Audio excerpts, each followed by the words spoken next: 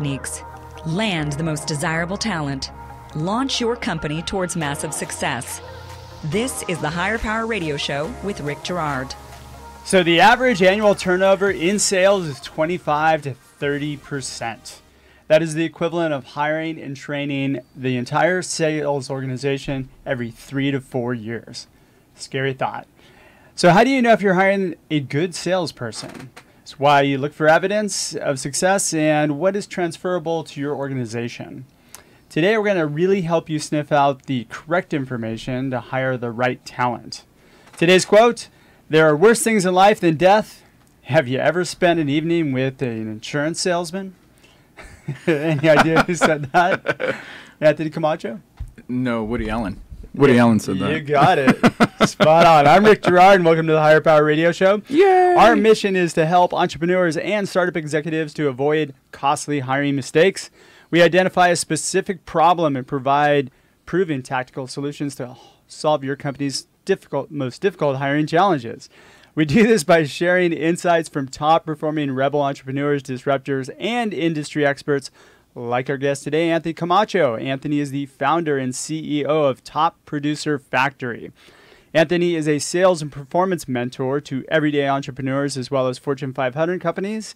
He's a former Dale Carnegie coach and a certified sales coach through the Institute for Professional Excellence in Coaching. He delivers excellence to corporate clients, executives, and small business rock stars. We need a little guitar solo. Little air guitar. Absolutely. Anthony's presented to over... There we go. There we go. God, that was terrible. Anthony is presented to more than 500 live events, including TEDx style talks, workshops, seminars, expos, and industry-specific conferences. He's based in Southern California, and he's the father of 4 girls and is a yogi, so I might be yelling downward dog or tree pose during this whole thing just to mess with him. Anthony, welcome to the Higher Power Radio Show today.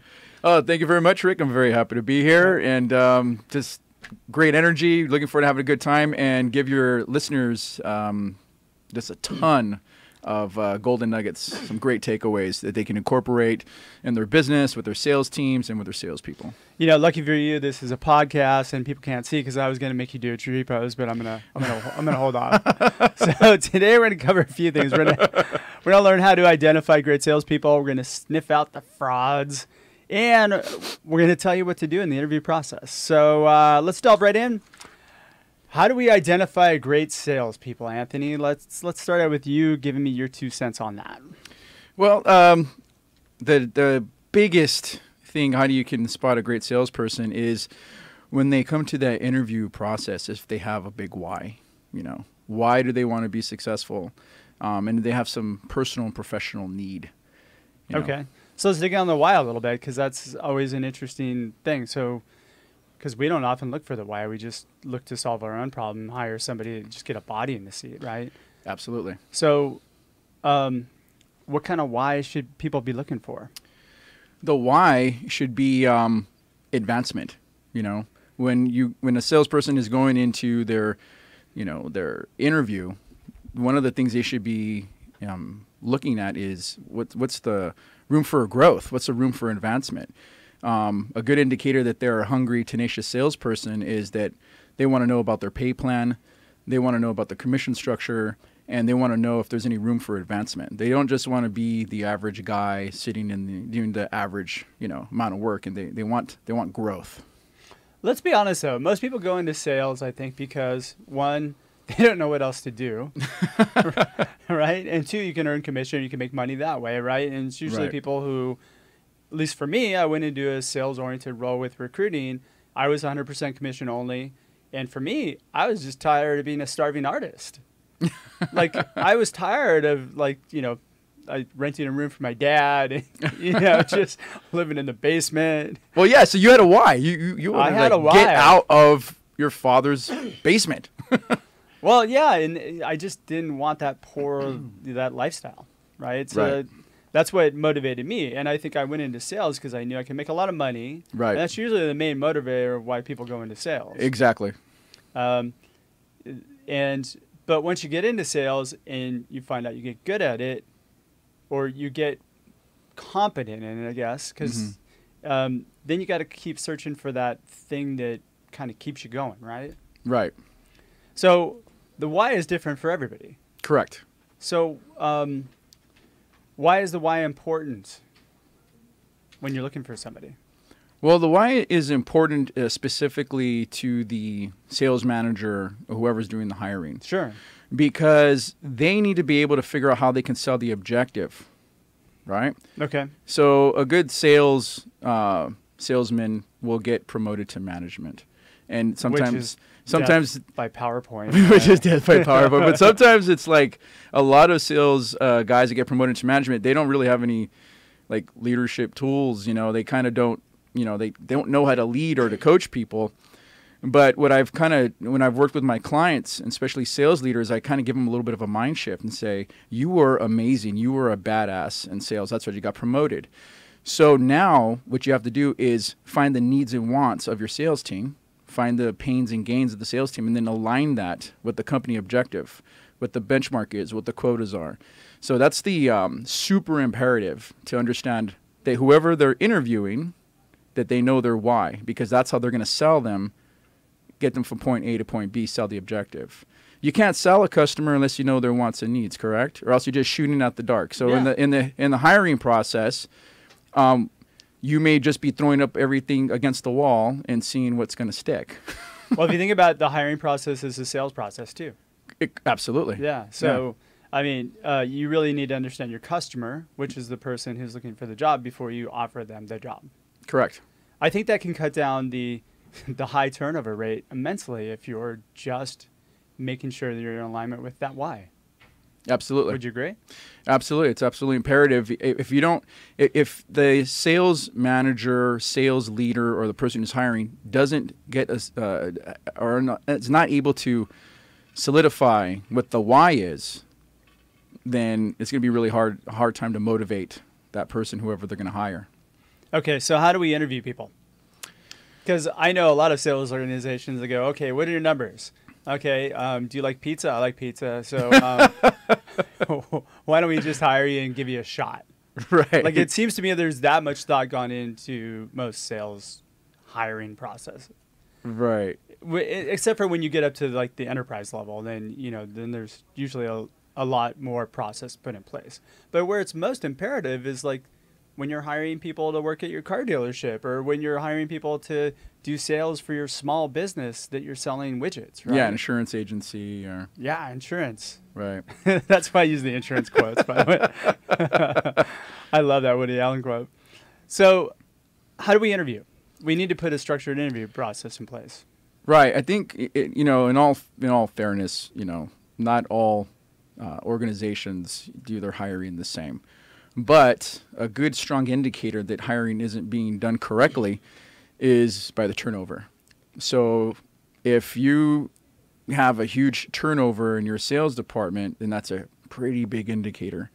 That you need to spend a little bit more time. It's different all across the board, right? Let's just be fair. Different organizations are going to have a different turnover rate. But if you're one of those, like I say in the Cinderella movie, if the shoe fits, wear it. If one of those organizations that's like, oh, dang, I got like a huge high turnover rate, then I believe that we need to spend a lot more time in the hiring process. Absolutely. All right. So what are we looking for? So as we bring people in, we're going to tackle the mentality and change that a little bit. But what should we be looking for the process itself? Well, the process itself, I believe that we really need to set the tone and the bar, of come to the place of business to interview. Don't interview the person at Starbucks, at the Denny's coffee shop. Not that those places are bad, but if you're trying to create this super team or this position, if you want this position to hold some value, present it as such, like set the time, set the tonality, set the ambiance. The interviewer, needs to look, on par as well. The office or meeting space needs to be clean and look appropriate.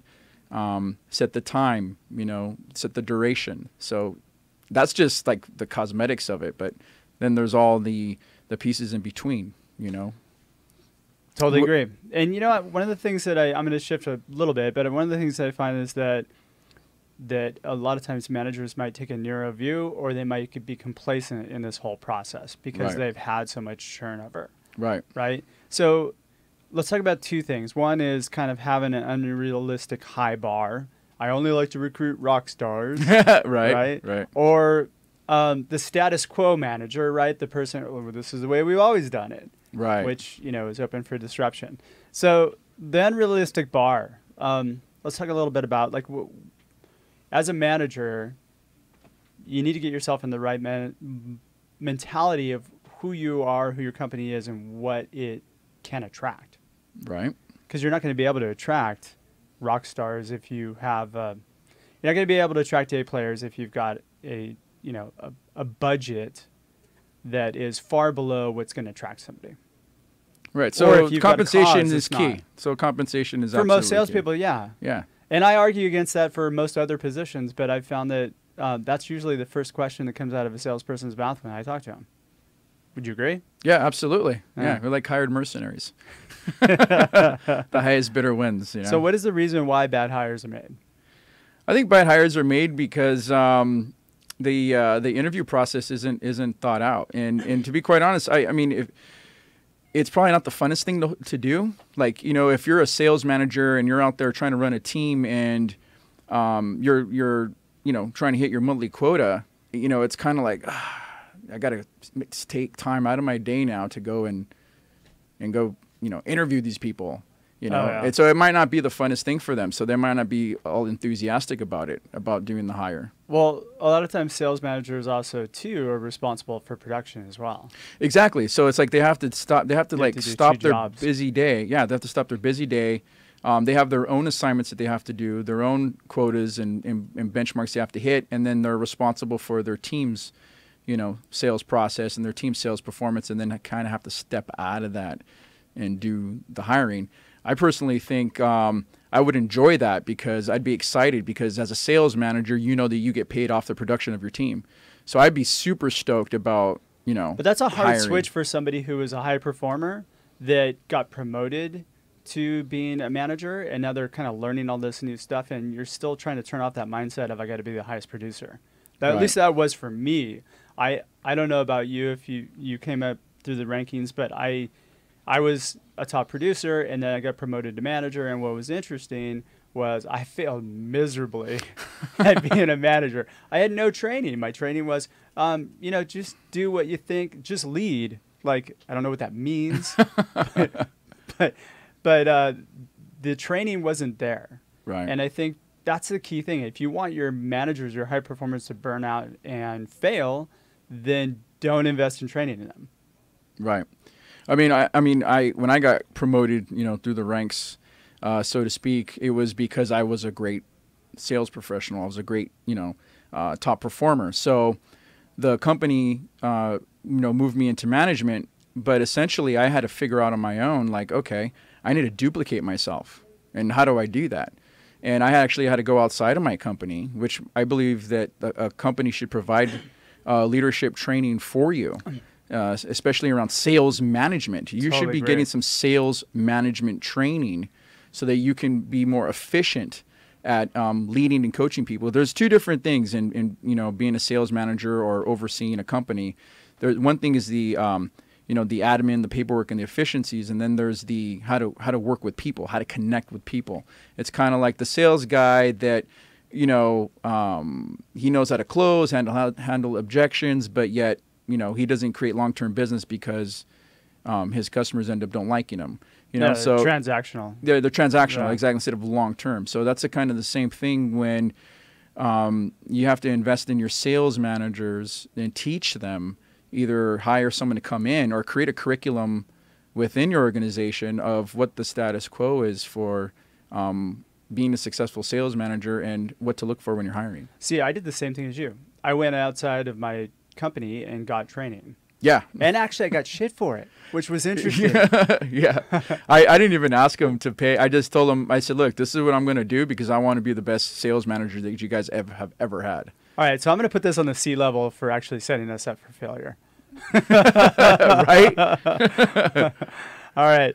If you're listening, wow, you're turning it. Yeah, you're listening to the Higher Power Radio Show. I'm Rick Girard. Higher power. I know. For our podcast listeners, we're going to take a quick educational moment from our sponsors. Hey, book me to come speak at your next corporate event. You can find out how at rickgirard.com.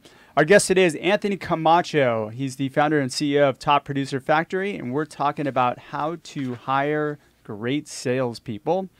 So we talked a little bit, and we kind of delved into the interview process itself, but what do you look for when you're hiring a salesperson? What's important to you? Well, that big why, but the other thing is... other than the why. Other than the why, Yeah. right? That's huge. I mean, we can't forget that is absolutely imperative. Simon Sinek, start with why? The big why, right? Yeah. Apple, we don't just sell computers. If you saw his TED Talk on it, I think it was pretty neat. But what's imperative for me is that the salesperson has done some door-to-door. If a salesperson has done some door-to-door sales and they're able to like live through that and experience that, that means that they got some thick skin. That's like the hardest type of sales you could possibly And that's do. what I used to do. I would argue that recruiting is actually up there with door-to-door sales because you're actually selling a product that can say no. So you've got to sell both ends. Right. But door-to-door, that's just brutal. You got to be on your feet all day. Yeah. What'd you sell? So I used to work for the Catholic mortuary service selling funeral plots door-to-door. So I got, dude, it was the most amazing yet horrific sales job I've ever had in my entire life. But it was door-to-door. What was your pitch? You're going to die. Yeah, basically. It's like, hey, have you ever thought about the afterlife? Have you ever thought about dying? I mean, it was just, I got doors slammed in my face. I got, go get a real job. I got go back to school because I was like 17, 18 years old when I was doing this. Wow. But I loved it because I learned about rejection. And it didn't bother me. You learn how to smile, learn how to like brush it off. And I just couldn't wait to get to the next house and get to the next house. So if a person has done door-to-door sales, then I know that they're tough, right? And then the other thing is, if a person has done some manual labor, I know that might sound horrific, but like if they've done some manual labor like construction or done something where they've had to sweat, because then that they'll be able to appreciate a sales position. Because sales is isn't a comfy office. Yeah, comfy office. So they got to make some phone calls. I mean, what's worse, digging a ditch with a shovel or picking up the phone. So someone that knows what hard work is, those are very key for me when I'm hiring. And when I've built the sales teams, like have they done door to door? Do they got thick skin? And then are they no stranger to hard work, so they can really appreciate. Anything, I've never looked at those two, but those are actually really good key points. Yeah. I tend to look at people who are kind of outside industry who have the desire to learn and have evidence based on what they've done in their past that brings forth that their desire to learn. So they can actually give me examples of how they did it and why they did it that way. No, yeah, that's also really, that's essential. No, but those are really good. So door-to-door sales, manual labor. Yeah. I'm let me know that you're tough and let me know that you can work. Yeah, that would make me think twice about it. I mean, like going to pounding nails for 8 hours a day is just brutally hard. I'm not that guy. Yeah. And then the other thing that's super imperative is, if a sales professional is pretty well versed or polished, if they know what their closing ratio is, So what's a closing ratio? Closing ratio would be understanding what are their sales performance activities to get them to get to one sale. Okay, so break that down like for the layperson. Okay, so we'll break it down for the layperson. So how many... That'd be me. Okay, so how many... So Rick, I know you want to get some new clients in, right? And I know you got existing clients and take really good care of your clients because you get referral and repeat business because you show results. So I would ask you, at the time of the dollar amount, but you make a certain dollar amount a month. Sure. Correct? Mm-hmm. Now, how many appointments did you need to set to close a deal, right? To create that dollar amount. So it's all the activity that's leading up to a sale. So it's all from new prospects. So every single month you have to have new people to talk to. not ones you're following up with. People always get that confused. So you got to have new people coming into the funnel. Then those new people need to be converted into follow-up calls. Then from those follow-up calls, they need to be converted into appointments. Then from those appointments, they need to be followed up into the presentation and then the sale. So you have to know, okay, it's going to take me, I mean, this is, an example. So if I talk to 20 new people a day, I'm going to get, let's say, 10 new appointments. All right, so that's a 50% closing ratio just on the appointments. On those appointments, I might close, 5 deals. Got it. So you have to know what your closing ratio is. And it's going to be different from every industry, from a service to a widget. But the point is, the sales manager needs to know what his closing ratio is, his own personal closing ratio is, and he needs to know what each one of his sales team members' closing ratio is. And then when he has an interview, he should be probing and seeing if that person that he's interviewing knows what their closing ratio is, or even what it's about. Because if a person's doing their day-to-day sales blindly, that's not a good sign. Yeah. You want to hire a sales professional that wants to make money and knows how to make money. That's going to know how to work their pay plan and know what their closing ratio is. And actually, just to add on to that, I think it's important that they figure out how to tweak it to make it more advantageous for them, so they spend less time doing those activities to get better results. Right? I know that's been something that's been in the pursuit of what I've done. When I first started in recruiting, I was told that for every 15 interviews that you get, you'll get an offer. Right. And for every 2 offers, you get a placement, which I think was bullshit, but I bought in. But I figured out a way over the years to get it to every 4 interviews that I set up, I get a placement.